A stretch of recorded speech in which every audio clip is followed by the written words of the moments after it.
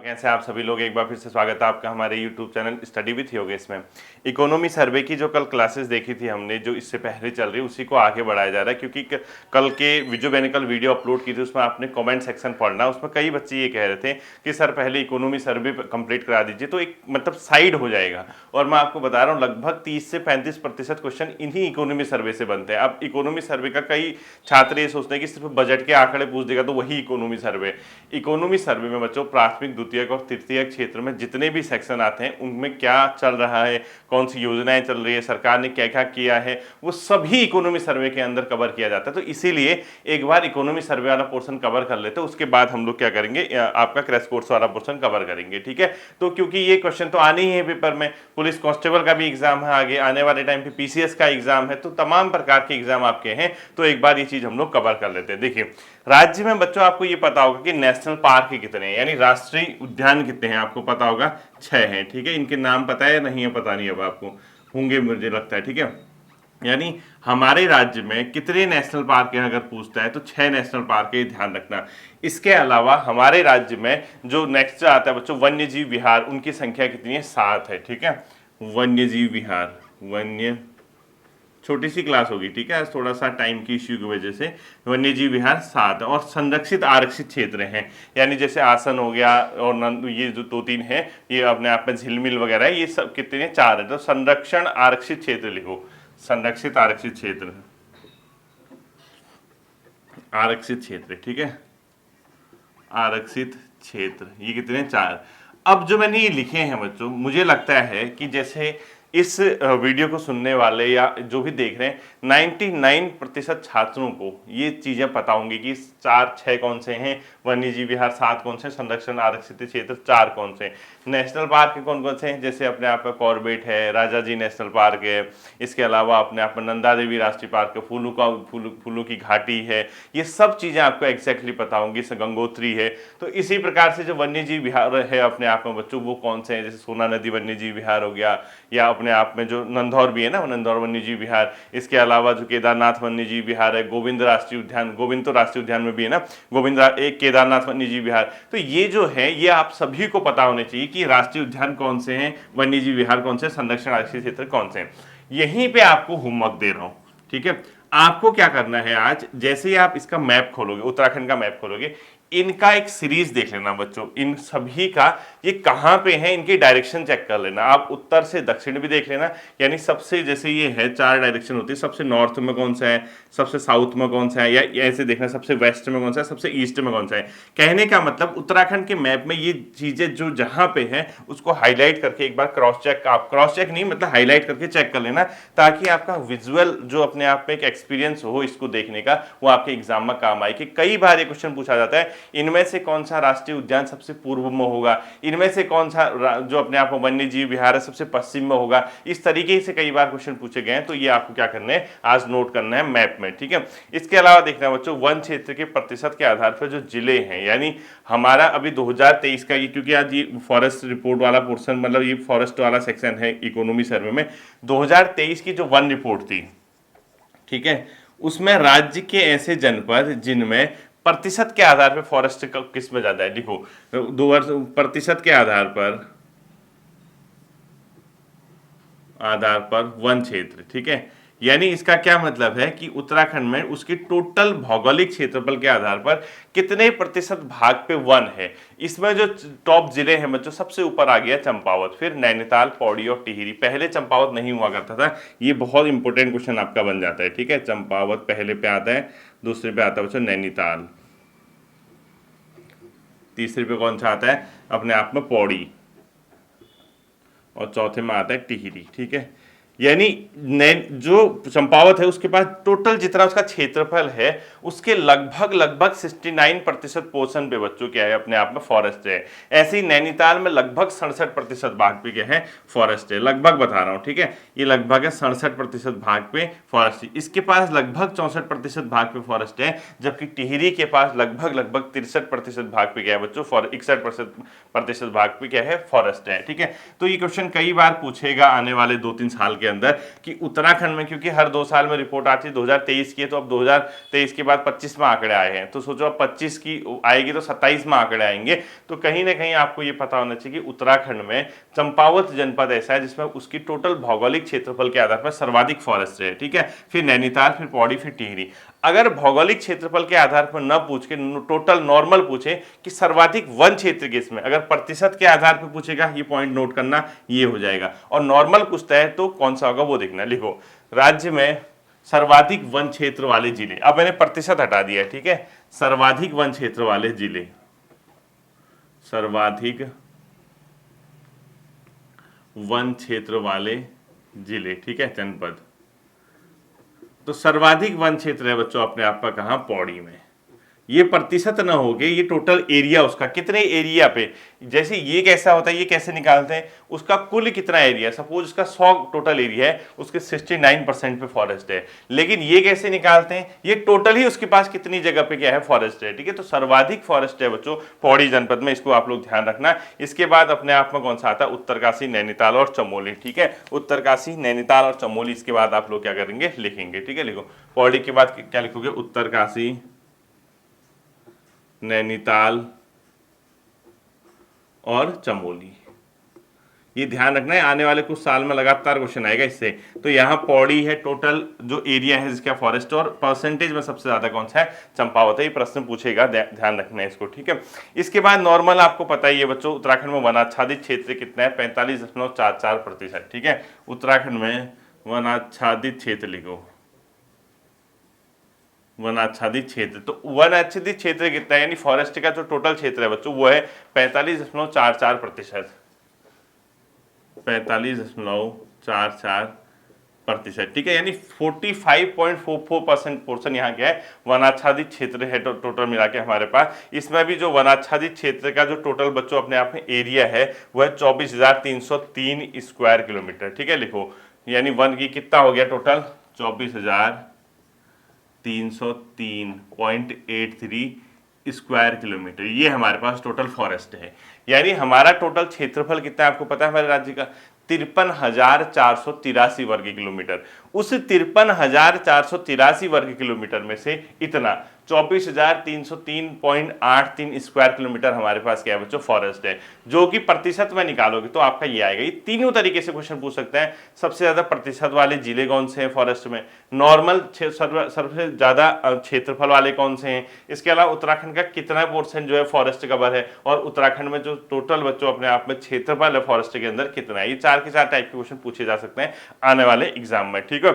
इसके बच्चों वनावरण में कमी, इस बार जो हुआ है हमारे वहां 2021 से 2023 आते आते वनावरण में कुछ कमी आई है, ठीक है। यानी क्या हुई है, वनावरण यानी फॉरेस्ट का जो इलाका है उसमें क्या आई है, कमी आई है। और ये जो वनावरण में कमी आई है बच्चों ज्यादा तो नहीं, लेकिन 1.3 स्क्वायर किलोमीटर की कमी आई है, ठीक है। बहुत कम क्षेत्र है, 1.3 स्क्वायर किलोमीटर, जो कि है तो लेकिन कमी ना, बड़ा तो है नहीं, जितना भी है बढ़ना चाहिए था, बढ़ने के बजाय उल्टा कम हुआ है। तो कहीं ना कहीं ये क्या है अपने आप में चिंता का विषय रहता है। फॉरेस्ट एरिया बढ़ना चाहिए बच्चों, कहीं ना कहीं ज़्यादा से ज़्यादा हमें वनारोपण यानी पौधारोपण करना चाहिए। फॉरेस्ट को हमें क्या करना चाहिए बच्चों, बचाना चाहिए, क्योंकि आने वाली पीढ़ी के लिए बहुत इंपॉर्टेंट हो जाएगा, आने वाली क्या अभी के लिए भी, ठीक है। वन्य जीवों के संरक्षण के लिए, आने वाले भविष्य के लिए, हमारे जो अपने आप में ग्लोबल वार्मिंग की जो समस्या हम झेल रही, सब चीज़ें जो है बच्चों कहीं ना कहीं अधिक से अधिक हमारे पौधारोपण करने से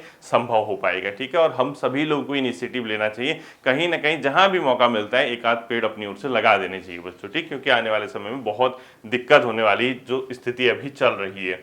तो 2021 से 2023 तक वनावरण में जो कमी आई है 1.3 स्क्वायर किलोमीटर की कमी आई है, ठीक है। ये ध्यान रखना। अब आप कहोगे सर ये तो आपने करा है, मुझे पता है बच्चों, ये मैंने फॉरेस्ट रिपोर्ट के कुछ क्वेश्चन यहाँ मैं सिर्फ इकोनॉमी सर्वे में जो दिया है वो कराऊंगा, पूरी अपने आप में फॉरेस्ट रिपोर्ट नहीं करा रहा हूँ, क्योंकि इकोनॉमी सर्वे से ही क्वेश्चन उठाते हैं वो लोग। आपको पकड़ेगा इकोनॉमी सर्वे, वहां से क्वेश्चन पूछ देगा। ये अक्सर ऐसा होता है, आपको लगता होगा कि कभी ये किताब कभी ये किताब कभी ये किताब पकड़ के क्वेश्चन पूछता है, ऐसा कुछ नहीं होता है, ठीक है। और किताबें जो होती हैं इनसे निकाल के अपनी किताब में डाल देती हैं। जैसे कोई भी चीज होती है, सरकार के आंकड़े बच्चों ये सबसे महत्वपूर्ण रहते हैं, क्योंकि इसको ऑथेंटिक सोर्स माना जाता है, ठीक है।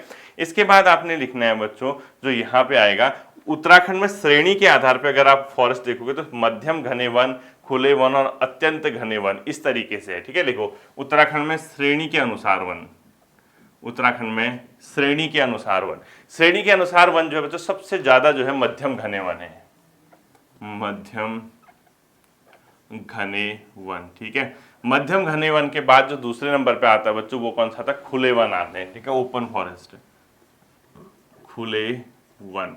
और खुले वन के बाद जो तीसरा आता है बच्चों ये आता है सबसे कम जो है वो कौन से हैं, अत्यंत घने वन, अत्यंत मतलब जो अपने आप में अत्यंत घने वन है सबसे कम है, ठीक है। लिखो अत्यंत घने वन, अत्यंत घने वन। तो सबसे ज्यादा कौन से होंगे, मध्यम घने वन, फिर खुले वन, फिर अत्यंत घने वन होंगे, ठीक है। मध्यम घने वन बच्चों लगभग 23% भाग पे है, खुले वन लगभग 12% भाग पे और लगभग ये 10%, मतलब ये एग्जैक्ट नहीं बता रहा मैं आपको, याद करने के लिए बता रहा हूँ। लगभग 23% पे है, लगभग ये अपने आप में जो खुले वन है बच्चों लगभग 12-13% के आसपास इसका जो अपने आप में रोल होगा, मतलब ये कौन सा खुले वन का लगभग 12% के आसपास है। और ये लगभग अपने आप में कितना है, अत्यंत घने वन है जो उत्तराखंड में वो लगभग अपने आप में कितना है बच्चों 10%। अब ये एग्जैक्ट नहीं है, इसके पॉइंट वगैरह है इसके पीछे, ये पूछता नहीं है, आपकी याद करने के लिए है कि कौन से फॉरेस्ट कितने हैं। इसी की तरीके से बच्चों एक संवेदनशीलता के आधार पर फॉरेस्ट होते हैं कि कौन कितने सेंसिटिव है, लिखो संवेदनशीलता के आधार पर, संवेदनशीलता के आधार पर यानी कितने अपने आप में संवेदन हैं वो पौधे, उसके आधार पे अगर फॉरेस्ट आपसे पूछता है। सबसे ज्यादा है बच्चों कम संवेदनशील जो फॉरेस्ट है 39.33% है, ठीक है। कम संवेदनशील फॉरेस्ट कितने हैं,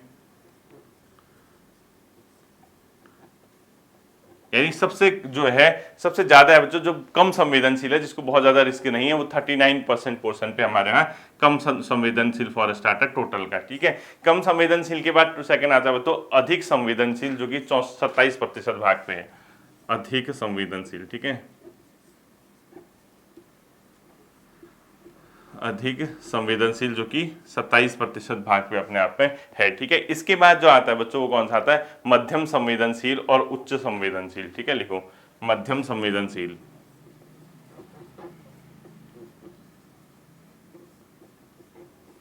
ठीक है। मध्यम संवेदनशील लगभग कितने परसेंट पे आता है बच्चों, 21%, 20% पे लिखो। और उच्च संवेदनशील लिखना 13% पे, ठीक है। ये लगभग 20%। फिर आता है उच्च संवेदनशील, ये आता है कितने परसेंट भाग पे, लगभग 13% भाग पे, ठीक है। ये इस तरीके से। अब ये एग्जैक्टली आपको ये नहीं पढ़ना कि इतने परसेंट पे ये है, ये आपके नॉर्मल एक समझ के लिए। जैसे मैं 2 स्टेटमेंट दे दूं, अगर जैसे मुझे लगता है कि यार मुझे पेपर कॉम्प्लिकेटेड बनाना, मुझे क्यों लगेगा, आयोग को लगेगा, ठीक है।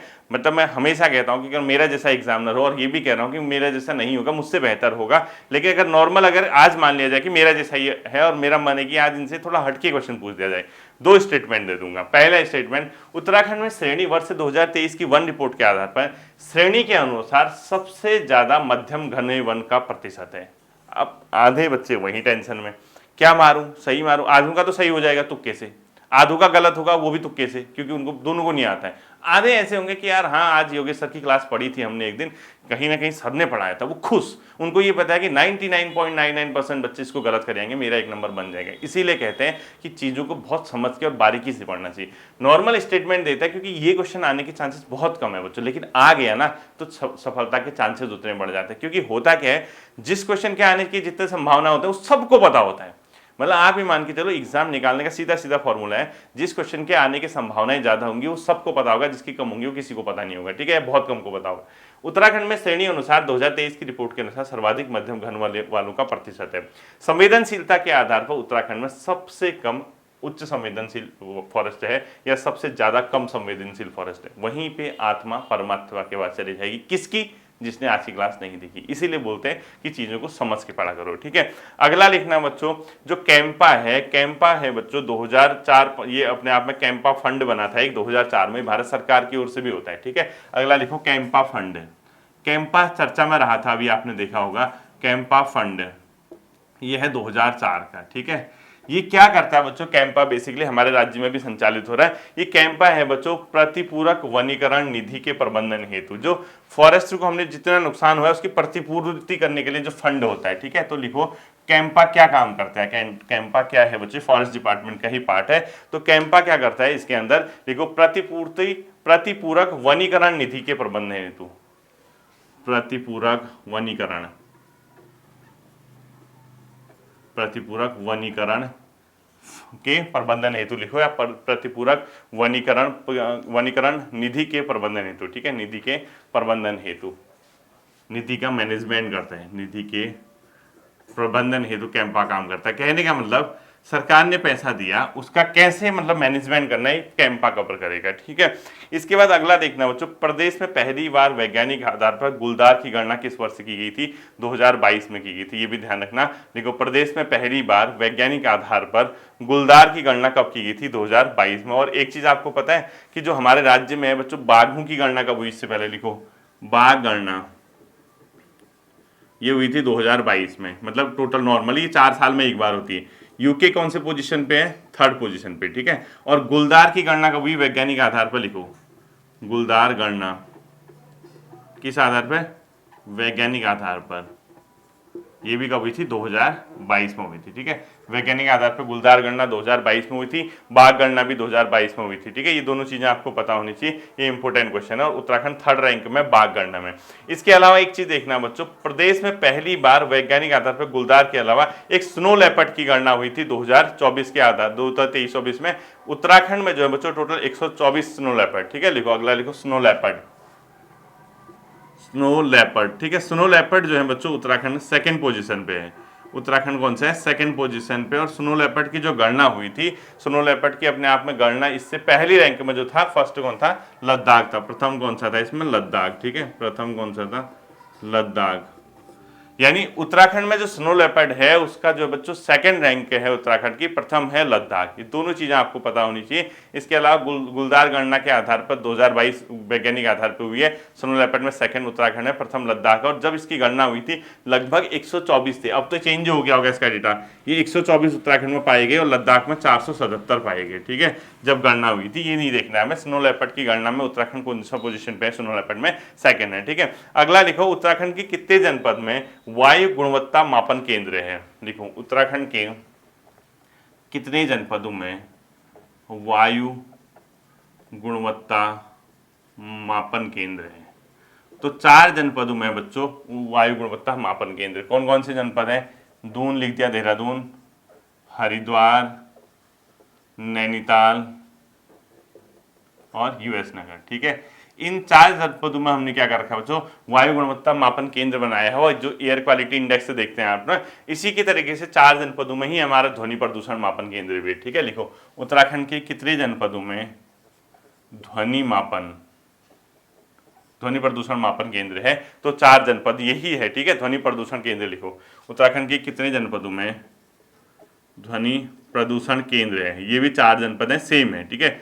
4 जनपद हैं, सेम है, यही लिख लो इसके ब्रैकेट में, देहरादून, हरिद्वार, नैनीताल और यूएस नगर, ठीक है। अगला लिखो, पर्यटन नीति कब बनी थी? अभी जो पहले भी बनी है, व्यापक पर्यटन नीति बच्चों 2023 में बनी है, ठीक है। व्यापक पर्यटन नीति यानी बहुत विस्तृत है, बहुत डिटेल्ड है। तो ये 2023 की है पर्यटन नीति। आपको पता ही होगा कि उत्तराखंड सरकार ने व्यापक पर्यटन नीति अभी हाल ही में, कई बार मैं इस क्वेश्चन को करा चुका हूं। अगला लिखो, उत्तराखंड पर्यटन उद्यमी प्रोत्साहन योजना कब से शुरू हुई? 2024 से, ठीक है। लिखो, उत्तराखंड पर्यटन उद्यमी प्रोत्साहन योजना इसी नीति के तहत हुई थी, ठीक है। उत्तराखंड पर्यटन उद्यमी प्रोत्साहन योजना, क्या लिखोगे? उत्तराखंड पर्यटन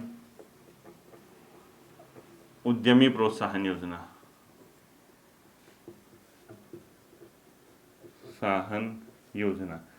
ये हुई बच्चों 2024 में। बहुत डिटेल्ड है, बहुत डीप योजना है, इतना नहीं पढ़ाऊंगा यहाँ पे, ठीक है। इसमें क्या है बच्चों, जैसे आप 1 करोड़ से 5 करोड़ तक का निवेश कर रहे हैं, ठीक है, तो सरकार क्या कर सकती है? अधिकतम 33% या अधिकतम 33% या 33 लाख, जो भी आएगा पेपर में, ठीक है। इसका क्या करती है बच्चों? प्रोत्साहन सरकार की ओर से, क्योंकि ये योजना बहुत डिटेल है बच्चों। देहरादून में अगर आप कर रहे हो शुरू, हरिद्वार में कर रहे हो, टिहरी में कर रहे हो, किस क्षेत्र में कर रहे हो, उतना नहीं जाना है। उत्तराखंड पर्यटन उद्यमी प्रोत्साहन योजना 2024 में 1 करोड़ से 5 करोड़ रुपए तक निवेश करने पे सरकार जो इसमें ये देती है, ठीक है, वित्तीय प्रोत्साहन। अगला लिखना, मानसखंड मंदिर दर्शन हेतु संचालित ट्रेन कौन सी है? भारत गौरव मानसखंड एक्सप्रेस, ठीक है। ये क्या है बच्चों? भारत गौरव मानसखंड एक्सप्रेस, भारत गौरव मानसखंड एक्सप्रेस, ठीक है। ये जो ट्रेन है बच्चों, ये किस चीज के चली है? मानसखंड, यानी लिखो मानसखंड मिशन हेतु। इसमें क्या लिखोगे आप लोग? मानसखंड मंदिर दर्शन हेतु संचालित।